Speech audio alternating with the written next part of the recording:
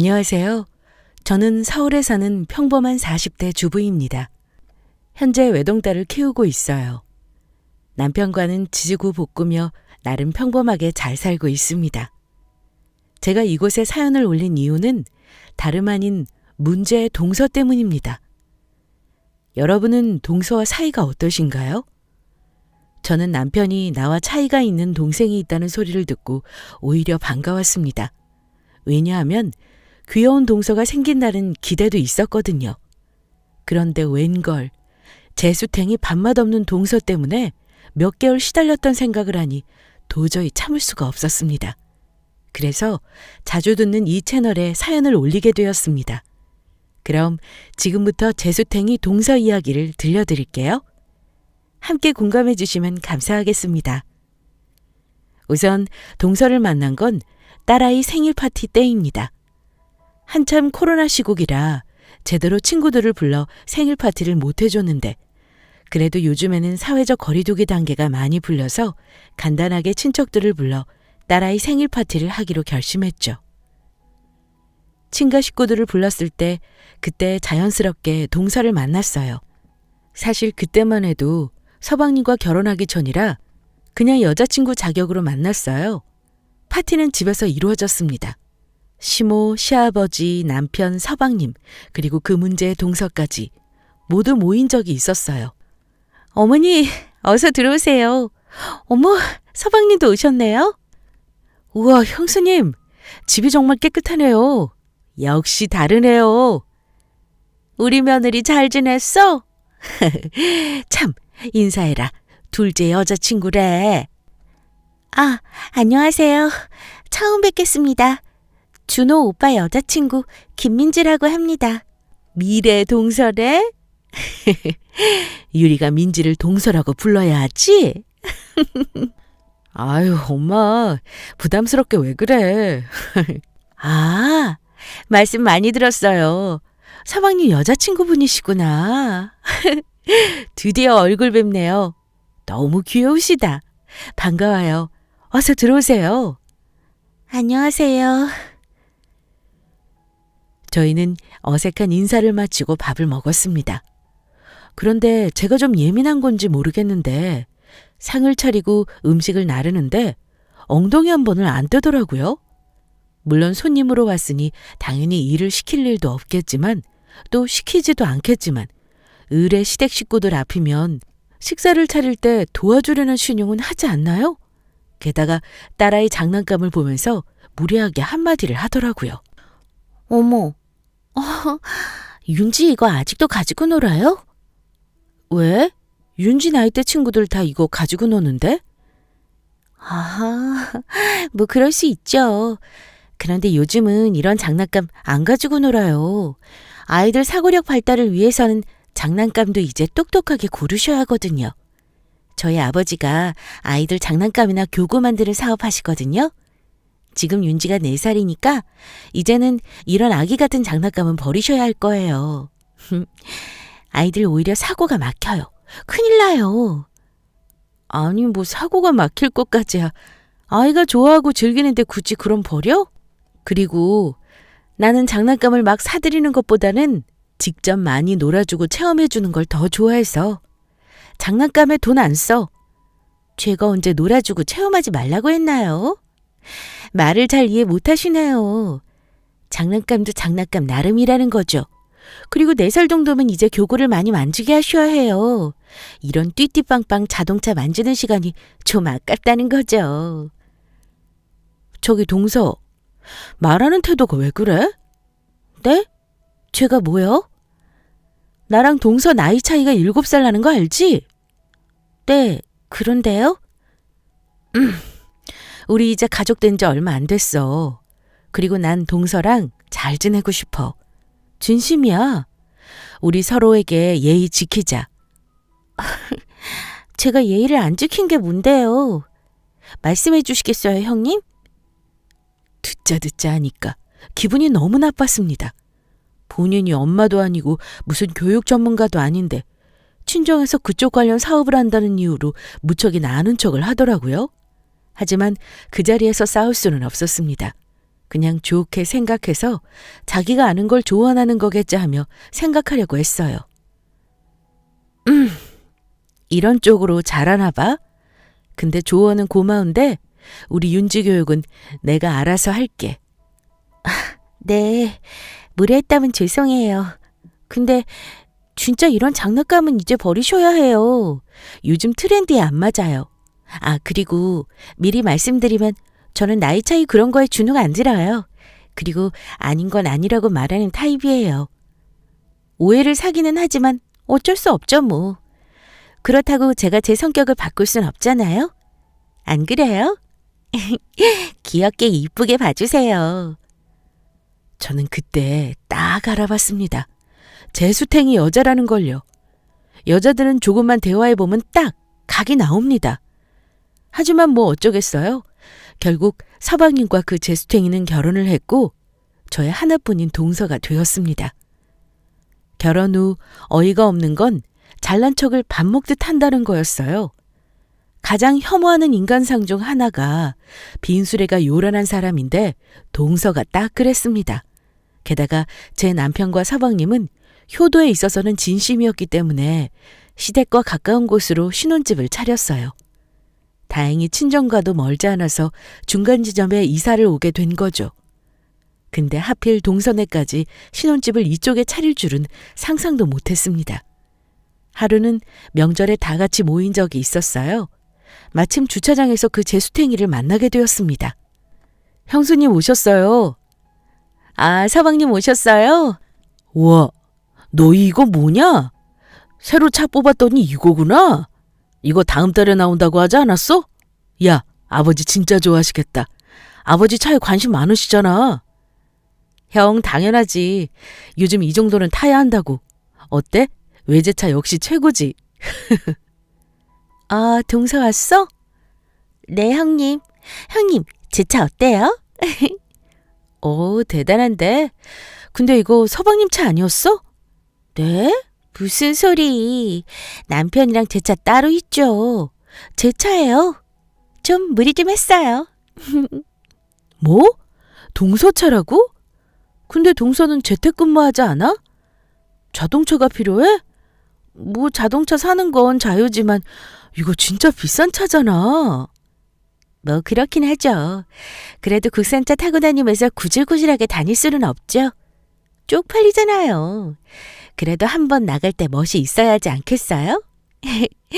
대출 좀 확 땡겼어요. 뭐 한 번 사는 인생 재밌게 폼나게 살아야 하지 않겠어요? 욜로족 못 들어보셨어요? 저는 있는 돈 아끼지 말고 쓰자 주의라서요. 아, 욜로. 돈 있는 거 그대로 막 쓰는 거? 그래, 욜로 좋지. 그래도 아껴 써야 해. 이제 곧 아기도 나올 거라면서.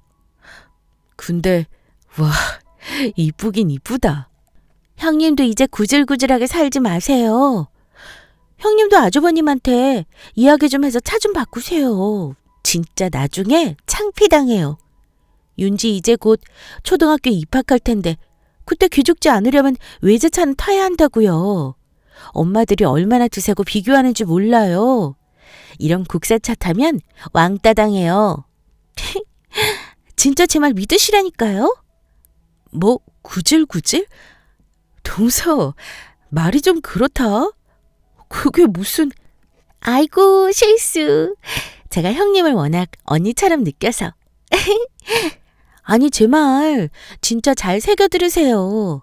진짜 학부모들 기싸움 장난 아니라니까요. 아무튼 국산차가 뭐 나쁜 건 아니지만 삶의 질에 영향을 끼쳐요. 아이를 위해서도 바꾸시는 게 나아요. 그리고 사실 형님 이제 40대신데 아직도 이 정도 레벨의 차 타면 안 되죠. 안 그래요? 대출해봤자 월에 많이 안 나가요. 솔직히 자동차는 투자하는 게 맞아요, 형님. 아무튼 이참에 차 바꿔.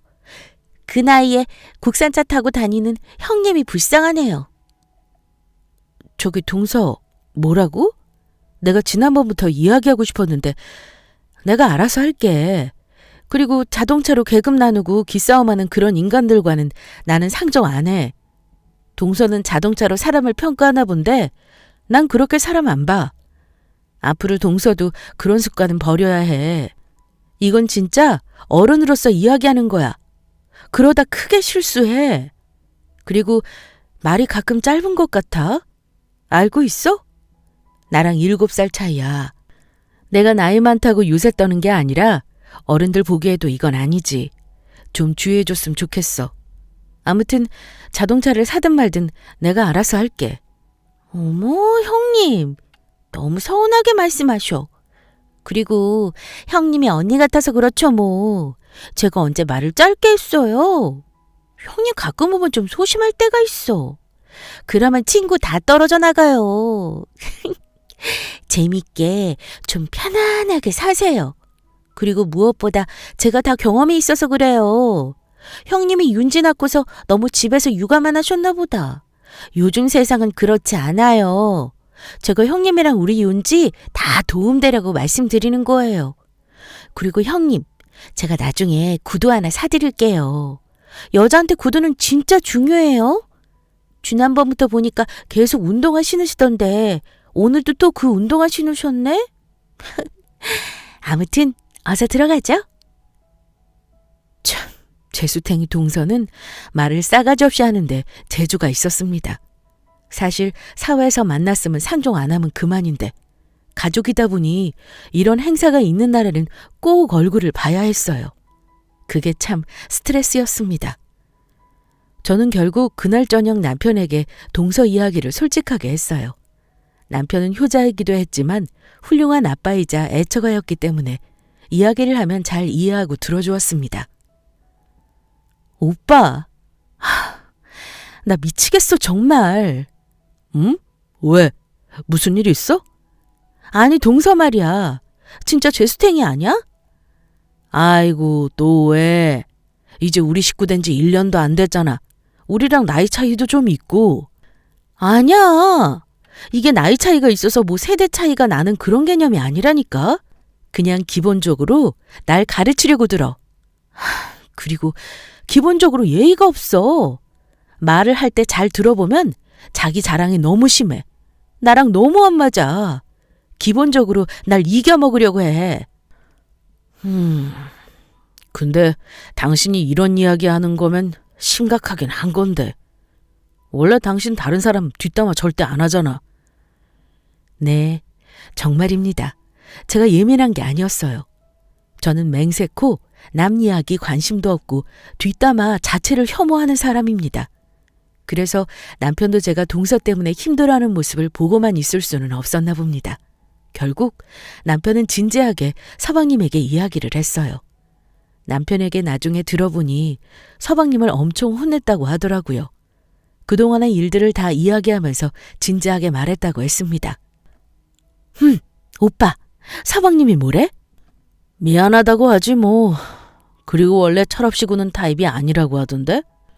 뭐 말 들어보니까 형수님이 언니 같아서 편해서 그런 거라고 이해해달라고 하던데? 언니? 편해서? 글쎄, 편한 사이일수록 좀 더 예의 차려야 하는 거 아닌가? 반말 찍찍하는 것도 이야기했어? 여보가 말했던 부분들, 지켜줬으면 하는 부분들 다 전달했어. 그래? 정말 고마워. 당신 탓이 아닌 걸 알면서도 내가 요즘 시댁에 가면 예민해졌다. 미안해. 아니야, 당신이 그럴 수 있지. 그리고 다시 한번 반말하거나 재수없게 그러면 나한테 말해. 정말 고마워 여보. 남편 덕분에 저는 이겨낼 수 있었습니다. 정말이지 남편마저도 제 편을 안 들었다면 저는 정말 외로웠을 거예요. 그리고 얼마 전 어버이날이라 오랜만에 시댁 어른들과 또 한 번 뭉치는 일이 있었습니다. 서방님에게 확실하게 말한 뒤 동서를 처음 보는 거라 꽤 기대 반 긴장 반 설레는 마음으로 자리에 나갔죠. 동서가 조금이라도 달라졌기는 바라는 마음에 이상하게 긴장이 되더라고요. 저희는 오랜만에 함께 외식을 했습니다. 그리고 재수탱이 동서가 조금이라도 달라졌기를 바라는 마음에 또 약간의 눈치를 보면서 인사를 먼저 건넸어요. 동서 왔어? 네. 제수탱이 동서는 여전히 말이 짧았고 리액션이 더 없어졌더라고요. 뭔가 단단히 삐지거나 마음에 담아두는 게 있는 모양이었습니다. 아무래도 서방님이 이야기를 전달하긴 한 것 같더라고요. 하지만 제 잘못이 아니었기에 저는 입 딱 닫고 아무렇지 않게 대할 뿐이었죠. 그리고 어색한 식사가 끝나고 시댁 어른들께 준비한 선물을 드렸습니다. 저는 남편과 상의해서 여름 반팔 티셔츠를 그 자리에서 선물해 드렸어요. 어머니 아버지, 나이 드실수록 밝은색 입으셔야 한다고 해서요. 이번 여름에 시원하게 입으세요. 어머 고맙다. 빨간색이네. 안 그래도 빨간색 반팔티 하나 가지고 싶었어. 고맙다. 그러셨어요? 다행이네요. 저 어머님, 저희는 뭘 드릴까 고민하다가 현금이 가장 최고잖아요. 요즘 부모님들에게 어버이날 가장 받고 싶은 선물이 뭐냐고 여쭤보니까 현금이 나왔대요. 옷이나 화장품 이런 것들은 금방 쓰고 낡아지고 또 취향 타니까요. 형님이 요즘 부모님들이 원하는 걸 모르시네. 그래서 선물 고를 때는 센스가 중요한 것 같아요. 암튼 오빠랑 고민하다가 현금으로 한 거니까 기쁜 마음으로 받아주세요. 어머, 고맙다. 뭘 이렇게 준비했니? 제수탱이 동서는 정말이지 뇌가 빈 건지 일부러 그러는 건지 이제는 분간이 안 가더라고요. 제가 옷 선물을 하자마자 곧바로 현금 선물을 드리더니 보란듯이 제 앞에서 제 선물을 깎아내리듯이 이야기했습니다. 기분이 너무 나쁘더라고요. 그런데 시부모님 앞이라 티를 낼 수 없었습니다. 그저 한숨을 크게 쉴 뿐이었죠. 그렇게 찜찜하고 더러운 식사 자리는 처음이었습니다. 집에 가는 길 남편이 술을 조금 마시는 바람에 결국 저희는 제수탱이 동서네와 함께 차를 타고 집에 가게 되었습니다. 그런데 남편은 제 눈치를 보면서 결국 집에 가는 차 안에서 동서에게 한마디를 하더라고요. 저기 제수씨, 제가 이런 말씀 안 드리려고 했는데요. 도대체 왜 그러시는 거예요? 네? 무슨 일 있으세요? 아까 부모님 앞에서요. 물론 저희 부모님께 어버이날이라고 선물 챙겨주시고 신경 써주신 건 감사해요. 그런데 저희가 준비한 선물을 굳이 그렇게 말할 필요가 있었나요? 센스고 뭐고 취향을 타니 많이 저희 들으라고 말한 건가요? 무슨 말이세요? 저는 농담으로... 제수씨, 농담도 상황 봐가면서 하시라고요. 제가 뭐요? 그리고 틀린 말 했나요? 센스가 없으신 건 맞죠? 아니 솔직히 어머님이 풍채가 있으신데 빨간색, 그것도 목 반팔티가 웬 말인가요? 집에 가서 그거 입으시면 안 맞으실걸요? 그래도 교환권이 있어서 다행이네요. 저는 그냥 솔직한 성격일 뿐이에요. 졸지에 제가 무슨 큰 죄를 지은 것처럼 말하세요? 여보 그만해. 형한테 왜 그래? 뭐가? 아니 그렇잖아. 그리고 솔직히 오늘 식사 비용 왜 저희도 같이 내야 하나요? 원래 이런 건 장남이 내는 거 아닌가요? 뭐라고요? 제수씨, 지금 말 다 하셨어요? 저는 남편이 그렇게 화내는 모습을 처음 봤습니다. 남편이 제 편을 들어주고 싶어서 동서에게 한마디 했던 게 큰 싸움으로 번질 것 같았어요. 저는 중간에서 이러지도 저러지도 못했습니다. 물론 제수탱이 동서뺨을 한 대 갈기고 싶었지만 남편을 봐서 꾹 참았습니다. 남편이 저보다 크게 화가 났기 때문이죠. 결국 집에 오는 내내 차 안은 얼음장 같은 분위기가 되었습니다. 여보, 괜찮아? 여보, 오늘 보니까 알겠다. 제수씨 진짜 막무가내네. 여보 고마워. 나 때문에 동서한테 이야기한 거 알아. 아니야. 내가 화가 나서 못 참고 이야기한 거야. 아까 식사 자리에서도 당신한테 은근히 반말하더라. 내가 다 들었어. 그동안 고생했다 여보. 아유, 내가 동생한테 다시 한번 진지하게 부탁 좀 해야겠다. 고마워. 근데 형제 사이에 괜히 기분 상할까 봐 걱정이네. 아니야. 아닌 건 아닌 거니까. 재수 씨도 진짜 된통 당해봐야지 정신 차린다니까. 항상 든든한 내 편, 남편이 있어서 그나마 다행이었습니다. 그 후 동서와 저는 시댁 일이 아니면 전혀 연락하지 않고 거리두기를 하면서 지냈어요. 집은 가까웠지만 심적으로 거리두기를 하니까 마음이 정말 편하더라고요. 그런데 하루는 제가 친정엄마를 모시고 건강검진을 하러 가야 하는 날이 있었습니다. 마침 남편도 출장을 가서 딸 윤지를 맡길 곳이 없더라고요. 시댁에 맡기려고 했지만 한창 찡찡대고 우는 4살 아이를 맡기는 게 쉽지 않았습니다. 그때 마침 동서가 생각이 났어요. 하지만 굳이 딸 윤지를 동서에게 맡기느니 이웃집에 맡기는 게 낫다는 생각이 들었습니다. 그런데 정말 신기하게도 고민을 하던 그때 건강검진 전날 저녁 동서에게 뜬금없이 전화가 왔어요. 여보세요? 여보세요? 형님? 동서. 잘 지냈어? 네. 뭐해 요즘? 연락도 없으시고. 윤지는 잘 있어요? 그렇지 뭐. 아니, 저희 아빠가 장난감 사업하시잖아요. 예전에 집에 가보니까 윤지 장난감이 너무 좀 별로라서요. 다행히 공장에 장난감 남는 것들이 좀 있더라고요. 그것 좀 드릴까 했죠. 아, 그래? 나야 좋지. 그래, 고마워. 내일 집에 와요, 윤지랑. 내일 일 안 해? 내일 회사 휴무일이에요. 그때 저는 무슨 정신으로 이야기를 했는지 모르겠지만 동서에게 윤지를 하루만 봐줄 수 없냐고 부탁을 하게 되었습니다. 다행히 동서는 하루만 윤지를 봐주겠다고 흔쾌히 허락해 주었어요. 저도 내심 고맙더라고요. 이걸 계기로 잘 지냈으면 하는 마음이 있었습니다. 고마워. 그럼 내가 건강검진 다 끝내고 전화할게. 네, 이따 연락하세요. 저는 무사히 친정엄마와 건강검진을 마치고 딸 윤지를 데리러 동서 집으로 향했습니다. 그런데 주차장에 동서가 나와 친구랑 전화통화를 하고 들어가더라고요. 동서, 왜 나와 있어? 형님, 쓰레기 좀 버리러 나왔어요. 병원 갔다 오셨어? 덕분에 고마워. 윤지는 그럼? 윤지요.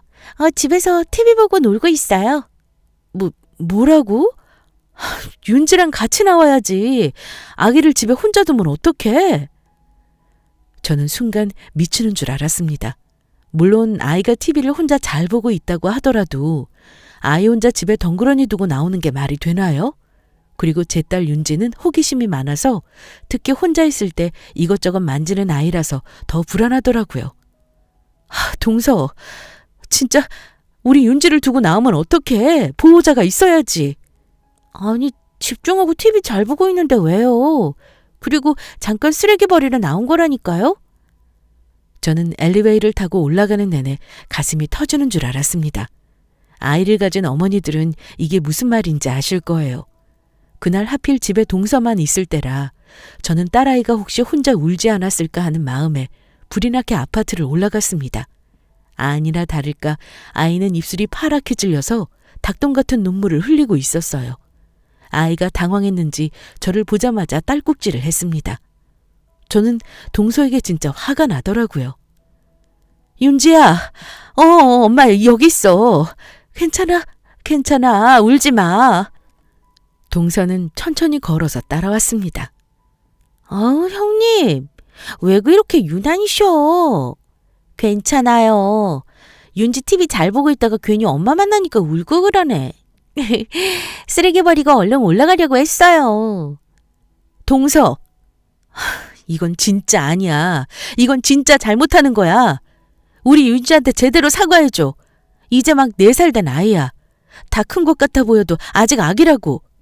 내가 감싸고 돌고 하는 차원의 문제가 아니야. 이건 아기 엄마들한테 물어봐. 집에 아이 혼자 놔두면 어떤 일이 일어나는지 알아?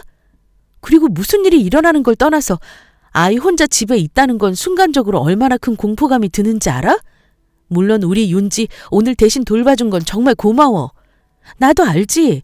육아가 얼마나 힘든지. 근데 쓰레기 버리는 문제 때문이라면 나한테 말하지 그랬어. 내가 집에 가고 있다고 연락했잖아. 다 떠나서 이건 동서가 잘못한 게 맞아. 참나. 형님, 진짜 웃긴다. 제가 뭘 그렇게 잘못했어요? 아니, 그래서 지금 윤지가 뭐 어디 다쳤어요? 뭐 큰일이라도 났어요? 집에 불이 났어요? 참나, 아무 일도 아닌 것 가지고 뭘 사과하라 말하세요? 너무 예민하시다. 저도 할 말 있다고요. 게다가 오늘 하루 종일 윤지 얘 때문에 얼마나 힘들었는지 아세요? 고맙다고 해야 하는 거 아니에요? 진짜 웃기다.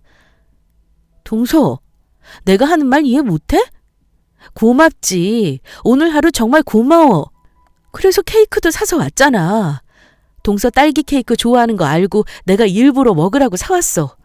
암튼 근데 고마운 건 고마운 거고 다시는 이렇게 해서는 안 된다고 알려주는 거야. 동서도 나중에 아기 낳고 육아하다가 보면 별거 아닌 걸로 가슴이 쿵 하고 내려앉고 예민하고 그래. 곧 알게 될 거야. 형님, 지금 저 아이 안 키운다고 무시하시는 거예요? 뭐? 뭘 또 무시해. 그리고 동서도 아기 계획 있다고 매번 시대고만 이야기하잖아. 내가 하는 말 너무 꼬아서 생각하지는 마. 진짜 그것도 병이야. 그게 무시 아니고 뭐예요? 자기랑 말이 안 통한다. 아무튼 이거 먹어. 그리고 오늘 고마웠어. 근데 아기 키울 때는 절대 혼자 집에 놔두면 안 된다는 건 이제 알아야 할 거야. 진짜 오늘 일 다시 한번 생각해봐. 동서가 100번 잘못한 거야. 아무튼 갈게. 형님, 이제 윤지 우리 집에 맡기지 마세요. 어차피 뭐 볼 일도 없을 테니까요. 저도 기분이 나빠서요. 참나, 내가 엄청 나쁜 사람인 것처럼 몰고 가신 게 너무 속상하네요. 형님이나 육아 제대로 하세요. 동서, 우리 길게 이야기하지 말자. 그리고 그 말 하는 싸가지도 고쳐. 예의 좀 지키라고. 나 당신이랑 7살 차이 나는 거 몰라? 됐어요. 가세요. 멀리 안 나가요.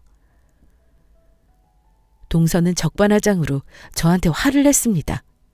정말 웃기더라고요. 동서가 그날 윤지를 열심히 봐주고 대신 육아해준 것은 인정합니다만 아이를 혼자 집에 두고 나가서 친구와 전화통화를 했다는 건 도저히 이해를 못하겠더라고요. 여러분이라면 차분히 그냥 넘어갈 수 있으신가요? 도대체 뇌구조가 어떤 사람인지 그날 이후 저는 동서와 상종도 하기 싫어졌습니다. 또 아이가 몇십 분 동안 혼자 집에서 덩그러니 있었을 생각을 하니까 계속 화가 나더라고요. 아무튼 그날 그 일이 있고 저희는 크게 왕래 없이 지냈습니다. 자연스럽게 저도 다시 파트타임으로 일을 시작하는 바람에 동서한테 신경 쓸 시간도 없었죠. 그래도 교류가 없으니 꽤 괜찮았습니다. 그리고 한 달이 지났어요. 어느 주말에 시부모님이 식구들을 모두 부르셨어요. 저는 오랜만에 동서를 만날 생각에 이상하게 기분이 복잡했습니다. 그래도 가족인데 아예 안 볼 사이는 아니니까 서로 좋게 좋게 넘어가려고 했어요. 어머니, 저희 왔어요. 그래. 어서 들어와라. 동서네는요? 이야기 못 들었구나. 무슨 일 있어요? 그 외에 친정아빠가 아이들 뭐 장난감 만드는 공장 한다고 했잖아. 사업한다고 했던 거 기억나? 네네. 근데요? 거기가 부도가 났다네. 난리도 아니라고 하네. 에휴, 아무튼 그래서 둘째네는 오늘 못 올 거야. 네네. 동서한테 전화라도 해봐야겠네요. 갑자기 동서가 조금 측은해지더라고요. 갑자기 집안일이 생기면 정신없고 복잡할 것 같아서 일주일 후 동서에게 안부차 전화를 해봤습니다. 여보세요? 동서야? 네, 무슨 일이세요? 잘 지내? 그럼 잘 지내죠. 그나저나 그 얘기하려고 전화하셨어요? 동서는 참 말을 해도 됐고, 암튼 어머니한테 들었어. 친정일은 잘 마무리한 거야? 뭐가요? 어머니한테 뭘 들었는데요? 동서는 예나 다름없이 싸가지가 없었습니다. 잠시나마 걱정했던 스스로가 바보 같았죠. 아니야, 됐어. 전화 끊을게. 형님, 혹시나 해서 말씀드리는 건데요. 어머니께 무슨 말씀을 들으셨는지 모르겠지만 저희 집 그렇게 금방 무너질 정도로 호락호락하지 않아요. 그리고 할아버지가 워낙 재산이 많으셔서 다시 일어날 거예요. 이렇게 캐묻듯이 전화하시는 거 솔직히 기분 안 좋네요. 형님 돈 관리나 똑바로 하세요. 암튼 다음에 봬요. 끝까지 재수탱이었습니다. 사람이 하는 말을 비꼬아서 듣고 자기 방식대로 해석하는 그야말로 이기적인 유전자였어요. 정말 하나부터 끝까지 맞는 게 하나도 없었습니다. 그런데 한 달 후 일이 결국 터지고야 말았습니다. 동선의 집에 심각한 문제가 생긴 건지 결국 도련님 집에 빨간 딱지가 붙었다는 소문이 저에게까지 퍼졌거든요. 남편이 퇴근하고 돌아와 그동안의 일들을 모두 이야기해 주었습니다. 알고 보니 그 재수탱이 동서가 아버지 사업을 도맡아서 도와드렸는데 그 과정에서 큰 실수를 하는 바람에 회사 주식이 통째로 날아갔고 결국 동서 명의로 되어 있던 아파트마저 넘겨야 하는 지경에 이르렀다고 했습니다. 여보, 그럼 도련님은 어떻게 되는 거야? 거기 공장이 이직한다고 하지 않았어? 글쎄. 갑자기 이렇게 회사가 망할 줄은 상상도 못했지. 갑자기 이게 무슨 일이야? 근데 그 아파트 도련님 명의 아니었어? 원래 그랬는데 재수 씨가 결혼할 때 조건이 자기 이름 명의 아파트 만들어달라는 거였대. 아무튼 그래서 결혼하기 전에 급하게 재수 씨 명의로 돌린 거래. 참, 일이 이렇게 꼬일 줄이야. 아이고, 어떡하냐? 결국 동서의 한껏 올라갔던 어깨는 가라앉고 말았습니다. 하지만 모두 자업자득이라는 생각도 들었습니다. 왜냐하면 동서는 욜로족이라는 이유로 무리하게 집 대출을 받고 주식 투자를 했거든요. 옆에서 지켜보는 사람만 힘들 뿐 본인은 한 번 사는 인생이라며 뒷일 생각 안 하고 사는 듯 했습니다. 결국에는 이런 일이 생겨나더라고요. 불쌍하고 안타까웠지만 어쩔 수 없었죠. 그렇다고 제가 가진 재산을 갑자기 동서에게 다 줄 수도 없잖아요. 그런데 동서네한테는 좀 미안하지만 정말 우연인지 필연인지 그때 마침 저는 행운 같은 일들이 생겼어요. 제가 꾸준히 청약 통장을 부었는데 우연히 넣었던 청약 아파트가 당첨이 되었거든요. 무주택 기간이 워낙 길었고 무엇보다 해당 지역 1순위로 넣은 거라 운 좋게 당첨이 되었습니다.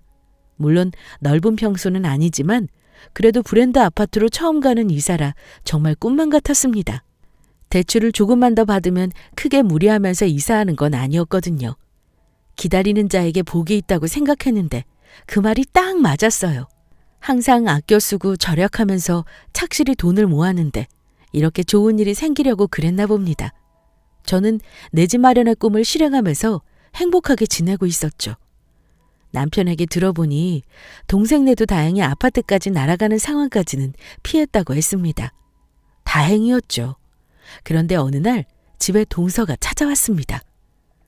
형님, 계세요? 어머, 동서 웬일이야? 형님, 저 좀 도와주세요. 제가 잘못 살았네요. 돈이 갑자기 필요한데 어디 빌릴 데가 없는 거 있죠. 친구들도 다 필요 없어요. 끝까지 같이 가자는 친구들도 돈 빌려달라고 하니까 없대요. 남편한테는 비밀로 하고 왔어요. 남편 알면 가만히 안 있을 거예요. 갑자기 돈이라니. 그리고 우리도 돈 없어. 진짜야. 얼마 전에 분양받은 거 선입금해야 하는데 우리도 돈 부족해서 조금 더 대출받아야 할까 고민하고 있어. 어차피 거기 입지도 안 좋은데 뭘 거길 들어가려고 하세요. 오르지도 않을 거. 그냥 그거 팔아버리고 저한테 투자하세요. 제가 이번 일 잘 마무리되면 빨리 돈 갚을게요. 그리고 지금 회사 주식 다시 복구하고 있거든요. 금방 마무리될 것 같아요. 네? 형님, 제가 형님한테 가장 의지하고 언니처럼 대하는 거 알고 계시죠? 제발요, 형님. 여동생 한번 살린다고 생각하시고 조금만 도와주세요. 동서 입에서 언니라는 말이 나오는데 토가 나올 지경이었습니다. 얼굴 하나 안 바뀌고 그런 아첨하는 걸 눈앞에서 보고 있자니 너무 역하더라고요. 저기 동서, 언니? 여동생? 우리가 언제부터 그런 사이였지? 그리고 동서 욜로적으로 산다고 대출받고 그러지 않았어? 그리고 돈 관리는 각자 알아서 해야 한다면서. 동서가 나한테 한 소리 아니야?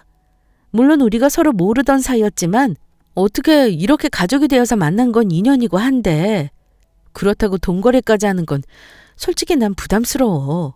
우리 남편도 그건 허락하지 않을 거야. 그리고 동서 나이에 뭐라든 먹고 살 수 있을 거야. 할아버지 댁이 그렇게 부자라서 다시 일어날 수 있을 거라고 했잖아. 다시 일어날 수 있을 거야. 아유, 동서도 참 불쌍하다. 그 나이에 돈 끌어다니고. 오죽했으면 나한테까지 왔겠어? 안타깝지만 나도 안 되겠어. 미안해. 가줘? 형님 제발요. 제가 사실 남편 몰래 대출받은 게 있는데 그것 좀 해결하려고 해요. 회사 주식들은 할아버지께서 도와주실 것 같은데 이건 제가 개인적으로 받은 거라. 네?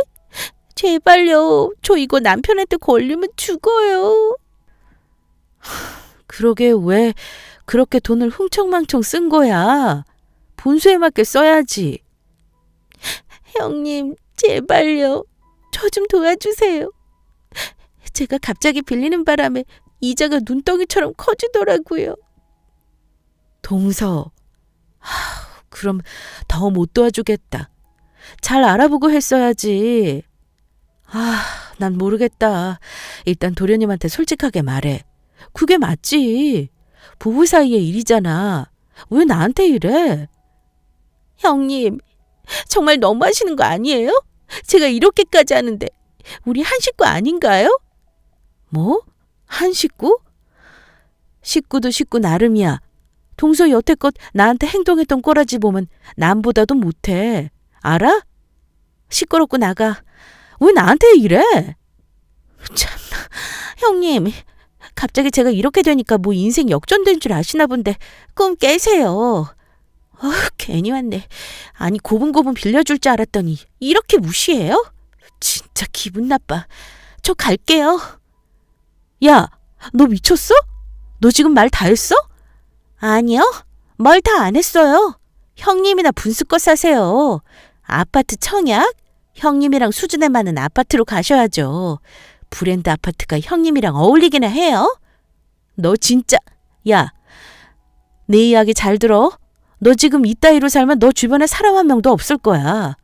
도련님도 너랑 어떻게 사는지 참 궁금하다. 아니, 불쌍하다. 뭐라고요? 그리고 동서는 갑자기 제 머리카락을 잡고 흔들기 시작했습니다. 말 그대로 막장이었죠. 갑자기 자기 치부를 건드렸다고 생각했는지 눈깔이 미친 사람처럼 돌아서는 저를 괴롭히더라고요. 저도 가만히 있을 순 없었습니다. 저도 똑같이 머리를 흔들며 싸웠죠. 그때 마침 퇴근하고 돌아온 남편이 그 장면을 보았고 흥분한 저희 둘을 말리느라 난리가 아니었습니다. 여보! 아니 재수씨! 뭐 하는 거예요? 그만! 그만! 오빠, 난 이런 사람이랑은 절대 못 살아. 여보, 무슨 일이야? 난 인간이야의 사랑과는 대화 못해. 아니야, 안 해. 어서 나가. 어서 썩 꺼져. 저는 남편이 집에 오자 오히려 용기가 생기더라고요. 그리고 그 길로 바로 동서를 내쫓았습니다. 버선발로 나가는 동서를 보니 통쾌했어요. 형님 문 좀 열어요. 네? 네? 시끄러워. 너 내 얼굴 볼 생각하지 마. 결국 저는 동서를 밖으로 내쫓았고 여태 있었던 일들은 남편에게 모두 털어놓았죠. 남편은 저를 꽉 안아주면서 수고했다고 위로해 주었습니다. 남편은 누가 뭐래도 제 편이었거든요. 오빠, 정말 미안해. 그리고 고마워. 나도 동서랑 잘 지내고 싶은데 그게 잘 안 돼. 그리고 대화가 아예 안 통해. 그래, 그럴 수 있어. 충분히 이해해. 힘들었겠다, 여보. 어머니 아버지한테는 내가 잘 둘러댈게. 좀 거리두기 해야겠다.